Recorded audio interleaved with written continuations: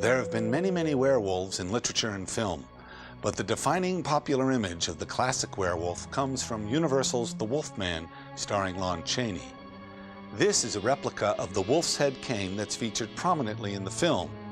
Unlike the original prop, this one's made of genuine silver, so you could actually kill a real werewolf.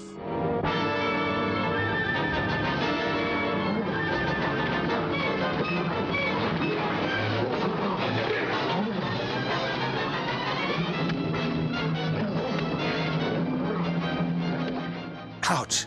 You know, the rules and regulations surrounding werewolves in The Wolfman owe less to folklore than to the fertile imagination of screenwriter Kurt Siodmak, who took over an abandoned project once intended for Boris Karloff and made it his own.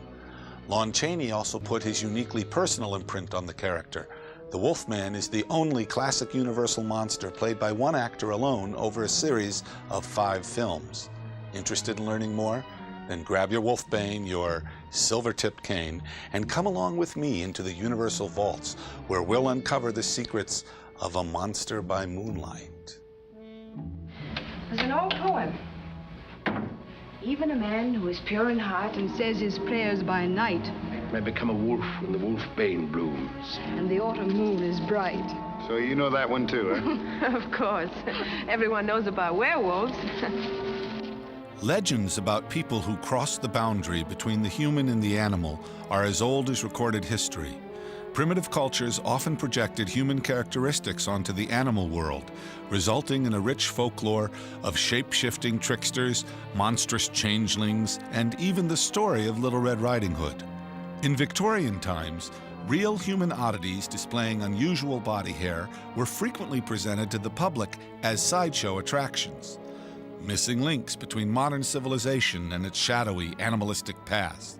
Wolf people, dog boys, and other fantastic beings became objects of dark fascination for a public both disturbed and attracted by the theories of Charles Darwin.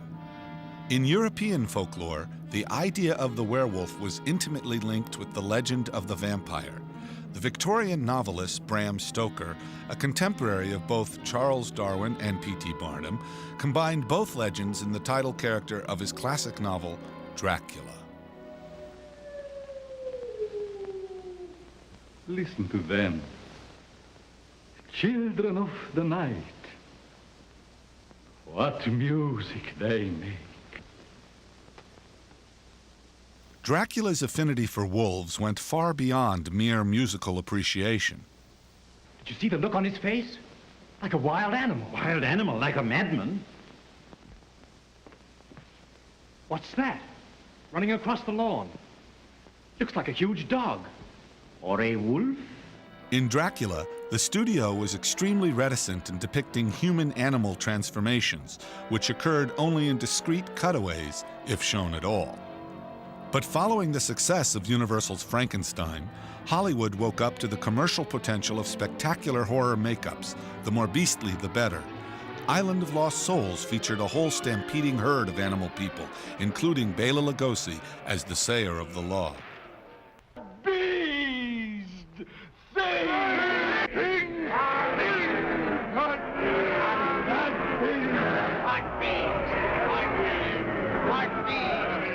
Eager to develop a new project for its horror superstar Boris Karloff, Universal toyed with a screen story called The Wolfman by Robert Fleury, a French émigré director deeply committed to the principles of European expressionism. In Fleury's striking treatment set in the Bavarian Alps, Christoph, a young boy kidnapped and raised by wolves who had slaughtered his family, becomes a werewolf upon his rescue. But the ensuing story, including the young man's animal transformation in a confessional, was considered too extreme by Universal executives who worried about the reaction of the Catholic Church. Werewolf of London, produced by Universal in 1935, originally began as a variation of Dr. Jekyll and Mr. Hyde, but soon began sprouting aspects of Fleury's Wolfman.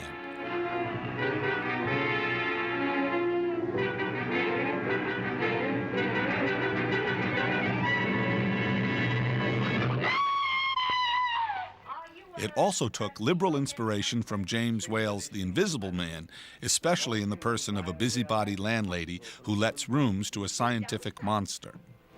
What would you say if I were to tell you that it was possible for a man to turn into a werewolf? I'd say I was Little Red Riding Hood. The noted stage actor Henry Hull played Dr. Wilfred Glendon, an English botanist who becomes infected with the curse of the full moon during a research expedition to Tibet.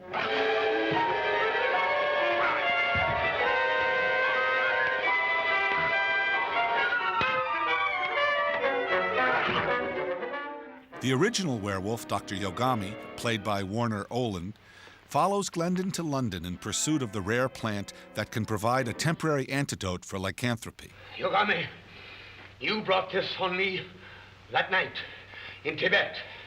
Sorry I can't share this with you. Remember this, Dr. Glendon. The werewolf instinctively seeks to kill the thing it loves best.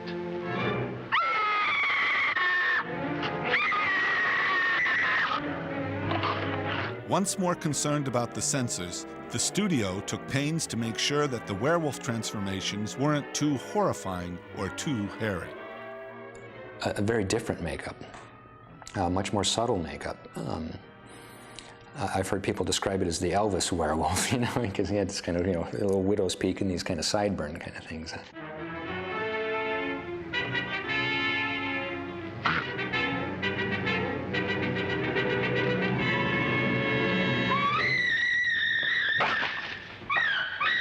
I did see a picture once that was supposed to have been a makeup test for the Werewolf of London. It looked much more like the Wolfman, the Lon Chaney Jr. makeup, very much like it. It was a much hairier face and a kind of a dog snout. And I don't know why they changed it. It was probably some executive, or maybe they were afraid, you know, maybe they thought it was too much, you know. You got to pull back some. That happens sometimes. It happens to me sometimes, you know. The makeup artist who created the Werewolf of London was Jack Pierce, the man responsible for all of Universal's classic monsters. He got his start at Universal when silent superstar Lon Chaney, the legendary Man of 1,000 Faces, who created all of his own makeups, walked off the set of the lavish costume drama The Man Who Laughs.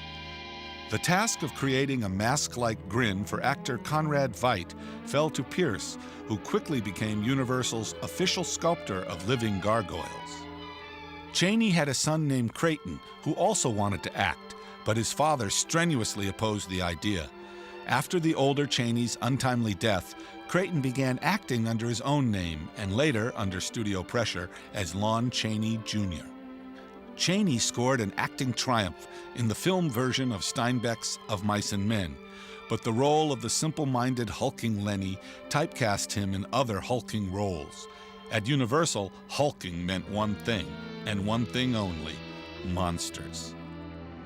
In Ghost of Frankenstein, Chaney proved he could fill Boris Karloff's shoes, at least in the wardrobe sense. But the following year, Universal gave Chaney his own signature role that would complete the studio's stable of classic horror characters: Larry Talbot, a.k.a. the Wolfman. The title is called the Wolfman. But it's not our title, belongs to Boris Karloff, but he cannot play in it because he has another assignment. But we have Lon Chaney. Chaney was backed up by a distinguished cast, including Claude Rains, Ralph Bellamy, Evelyn Ankers, Patrick Knowles, Bela Lugosi, and in a part that would become her own signature screen role, Maria Uspenskaya as Maliva, the gypsy crone. Chaney's most dramatic support didn't come from another actor, but rather from makeup artist Jack Pierce, who contributed one of his most inspired creations. Again, Lon Chaney Jr. had, you know, that kind of thankless job of sitting in the makeup chair and having all these torturous things put on him. It's funny, you know, when the things I read about Pierce, he would say he didn't like using rubber pieces, and he would fabricate things out of his kit, and that was what how makeup was done. But the Wolfman definitely has a rubber nose. I think it was in fact made by Ellis Berman Sr., who made rubber props at the time. So the Wolfman snout was a nose piece that kind of came like this, and you can very clearly see the edges of it through most of the film. Because he used materials that were much less flexible than those makeup artists employ today, Pierce didn't try to create realistic wolf features, which would have been stiff and unconvincing. Rather, he used small appliances which only suggested a wolf's face and snout while allowing Chaney to retain facial mobility and expression. The result was uniquely frightening.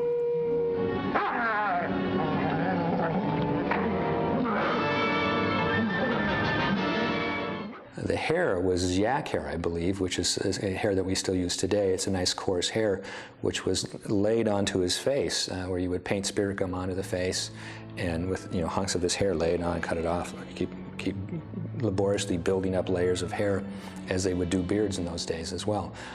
And then he would singe the hair with a hot curling iron. He would probably have to dress it first with a hot curling iron, and then heat up the iron too much and kind of singe it to give it a little bit more of an animal kind of look. He then had like rubber gloves that had hair on it, and the rubber feet that he wore as well, and the teeth, of course, the lower teeth. It had to be an uncomfortable makeup to wear, because the spirit gum and the coarse hair glued to your face is not a comfortable thing to do. I know I've made myself up like that many times.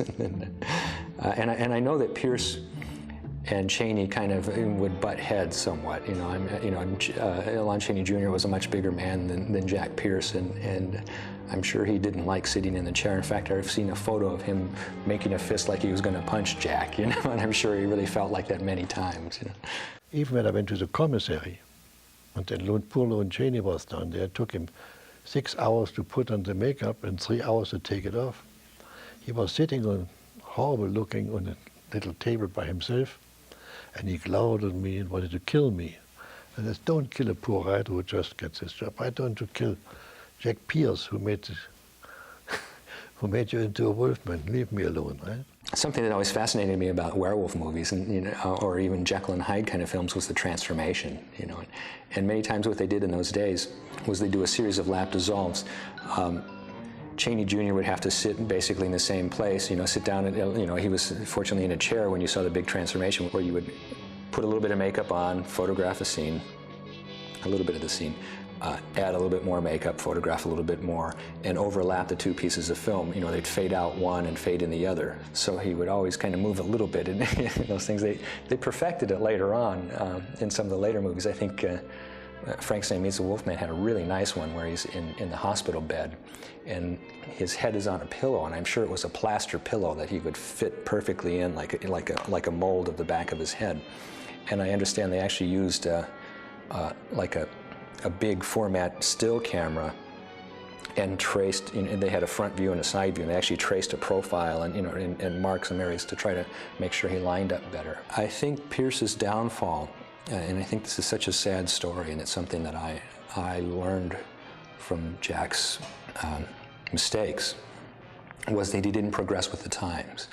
He was continuing to do these out-of-the-kit makeups when at other studios people were doing makeups with new materials. They were making foam rubber appliances. The Wizard of Oz was one of the first foam rubber appliance films, and it sped up the process. It kept the continuity better. It was more comfortable for the actors, and it took a lot less time to make them up. Pierce would continue to use the same cotton and collodion techniques. He eventually was booted out, like Dr. Pretorius, out of the studio. After he created these films that helped save that studio, he was kind of very unceremoniously just fired. And then they brought in Bud Westmore to be the department head, who in Abbott and Costello Meet Frankenstein used foam rubber. They used foam rubber nose for Chaney Jr. They used a foam rubber forehead complete, from under the brow to the top of the head for Glenn Strange as the monster, and greatly sped up the whole makeup process. And I always felt that Jack was unrecognized through most of his life, and even though he got the credit on the end of the film, I always felt he didn't get the credit he deserved, in the public's eyes and stuff. But he kept this amazing scrapbook that had every letter that was ever sent to him, and all these articles that were done on him, and it gave me a different impression. He was recognized in his time. There were articles about him and calling him this makeup genius, but unfortunately he had that sad departure from the studio, and I'm sure that must have been a very difficult time for Jack to have been the head of that department and the makeup god at that studio, and all of a sudden to be looking for work. Screenwriter Kurt Siodmak used only the title of Robert Florey's original Wolfman treatment and created his own werewolf mythology, very little of which was based on actual folklore. Basically, All of my pictures have some scientific background somewhere, which makes them authentic. That's why they are still alive today. Siodmak, who had fled Hitler's Germany, knew full well the real-world significance of people marked for death with the sign of a star.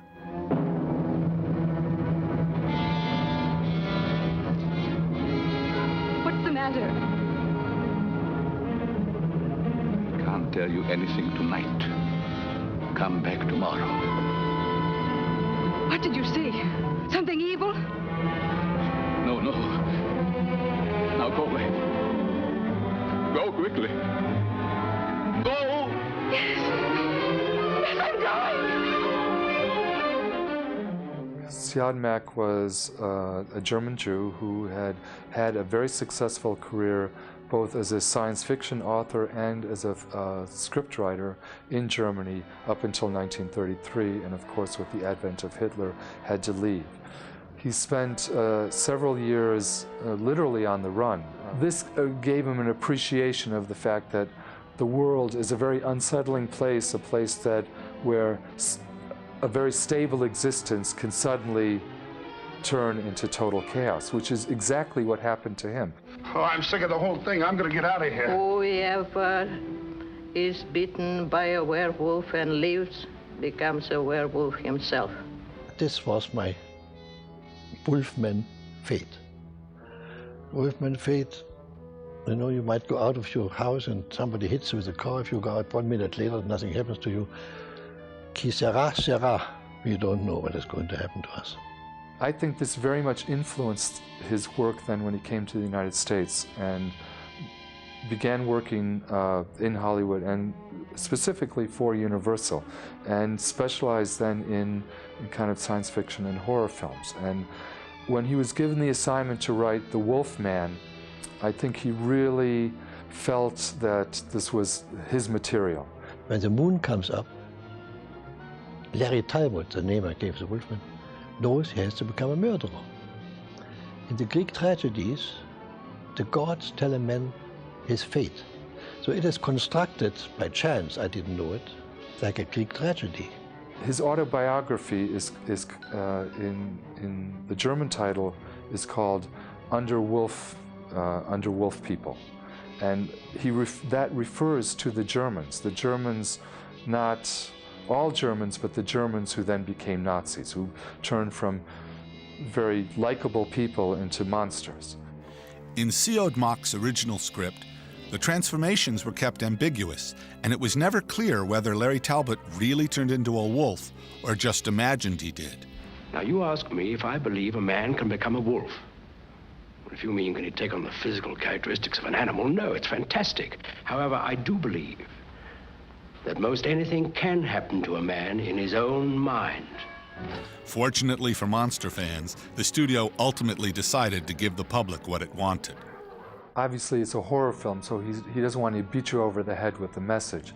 And indeed, the film takes place in really a Never Land. I mean, there's English gentry, and there's Maria Uspenskaya, who is a gypsy straight out of Romania somewhere, and people drive around in cars that are modern. So, I mean, and then there's covered wagons, and I mean, it is very much a mixture, so that it is a Never Land. Actually, in my original script, Larry Talbot was an American mechanic who went to Scotland to install a telescope.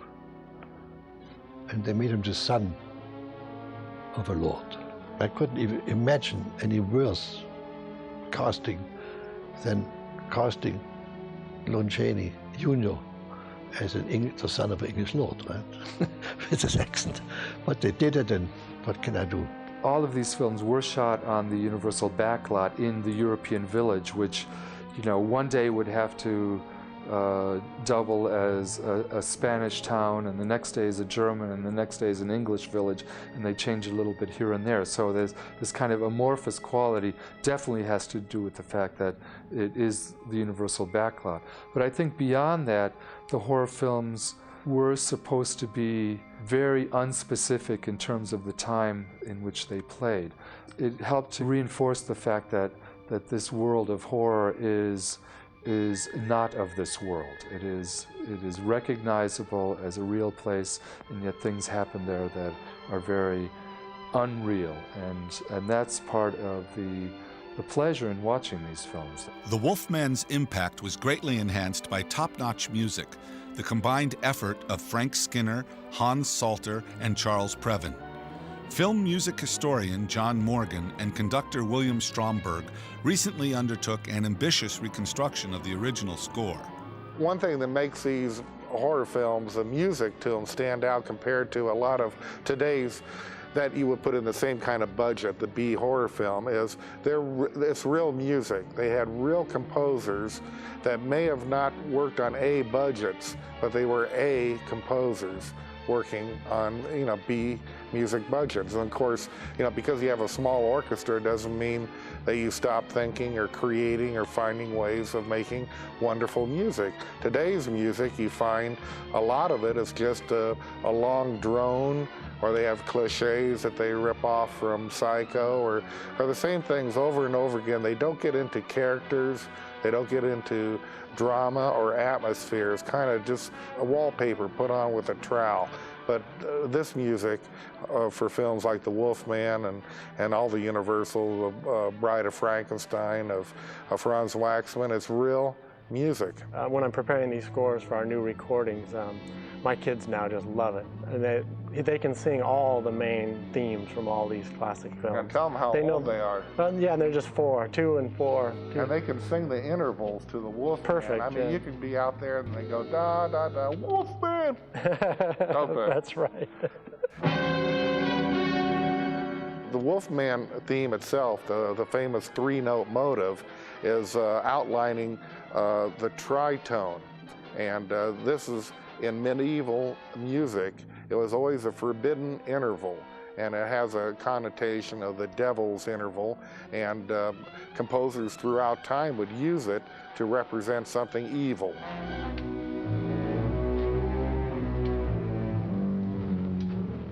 Bela's funeral is a great example of music written for the film, a very long sequence originally. Portions of the sequence were cut out. Apparently there was a very eerie sequence with Bela actually watching the funeral procession. So the cue is like this 8-minute wonderful atmospheric piece of music, like a dirge.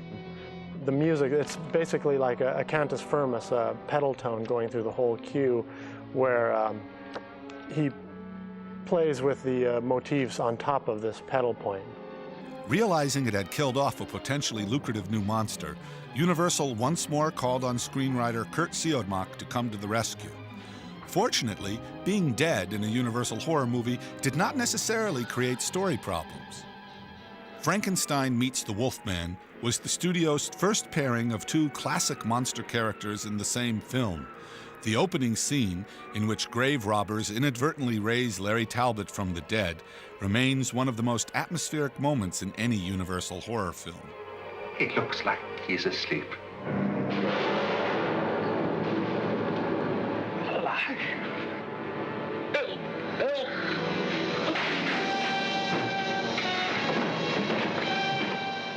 Not at all happy about being restored to life, Larry spends most of the film desperately seeking assisted suicide. He wants to die, but he cannot die. He knows he cannot die, so he's looking for the man who knows the secret of life and death. Well, now, I want to die, too. Won't you show me the way? I can't. Even Maria Uspenskaya admits that gypsy magic has its limitations and recommends that Larry consult a scientific specialist. We might be able to cure you, might prevent you. I only want to die. That's why I'm here. If I ever find peace, I'll find it here. Now you understand. Why don't you help me? Energy which cannot be destroyed can be transmitted. Well, if that's the case, then the energies from my body can be drained off also. But the plan to siphon off the Wolfman's life energy undergoes a last-minute change, and both monsters are restored to their full power for a titanic wrestling match.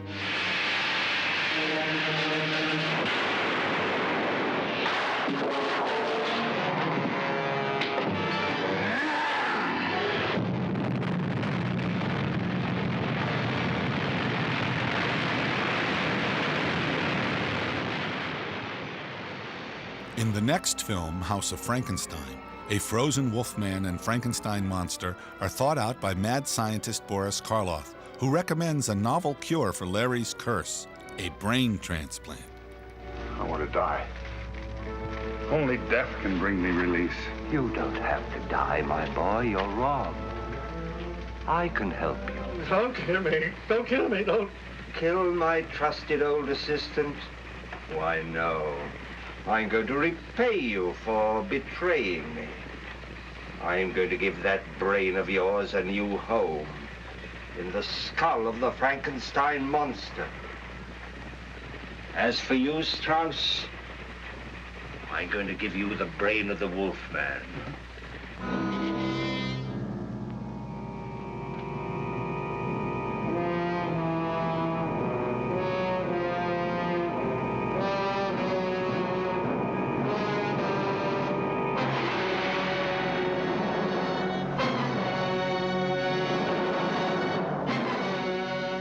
While waiting for his new body, Larry is smitten with a beautiful young gypsy who discovers his secret and takes his cure into her own hands.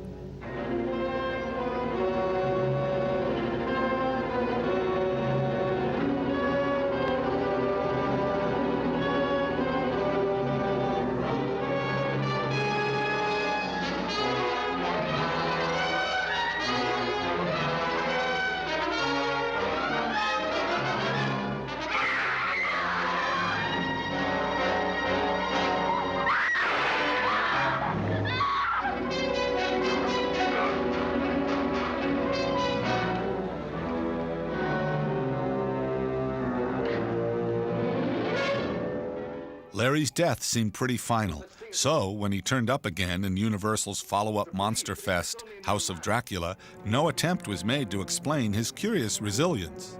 But some other things were explained. Dracula, we learned, suffered from a rare blood disease, and the Wolfman's problem wasn't so much the full moon as pressure on the brain.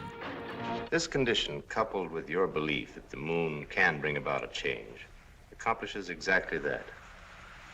During the period in which your reasoning processes give way to self-hypnosis, the glands which govern your metabolism get out of control. When this happens, the glands generate an abnormal supply of certain hormones. In your case, those which bring about the physical transformation which you experience. And this time, a surgical procedure much less invasive than the one Boris Karloff had in mind actually did the trick, and Larry Talbot was finally relieved of his curse. Of course, a recovered werewolf isn't worth very much to a film studio. So when the time came for Abbott and Costello to meet the monsters, Larry's prior rehabilitation went discreetly unmentioned. In a half an hour, the moon will rise, and I'll turn into a wolf. You and 20 million other guys. Listen, I might tear you limb from limb. Is that serious? He'll murder you. That's serious. This time, the Wolfman was something of a good Samaritan. Having put up with several nutty brain doctors in the past, he draws the line at the most dubious practitioner of them all, Count Dracula. Played by Bela Lugosi in his last role for a major studio, Dracula ends up assisting in Larry Talbot's long-sought suicide, though he's not exactly a willing participant.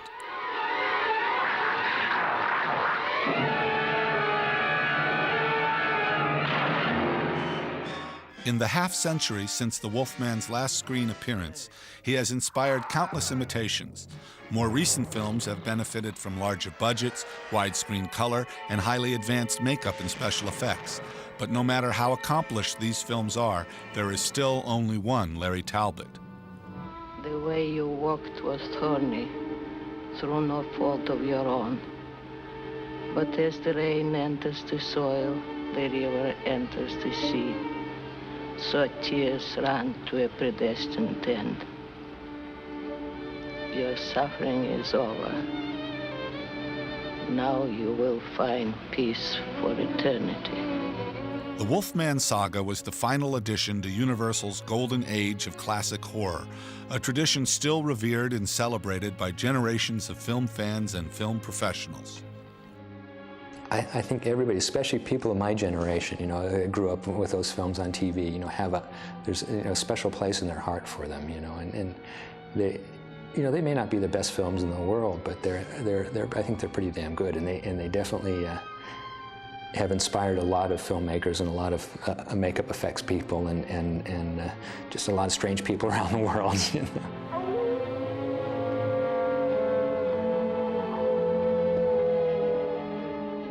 As the Wolfman, Larry Talbot only wanted to die, but somehow the public just wouldn't allow it. He came back again and again, in movie after movie, was resurrected on television, in monster magazines and model kits, on video cassette and laserdisc, and now on DVD. It just goes to prove you can't keep a good monster down, but why would you ever want to? I'm John Landis.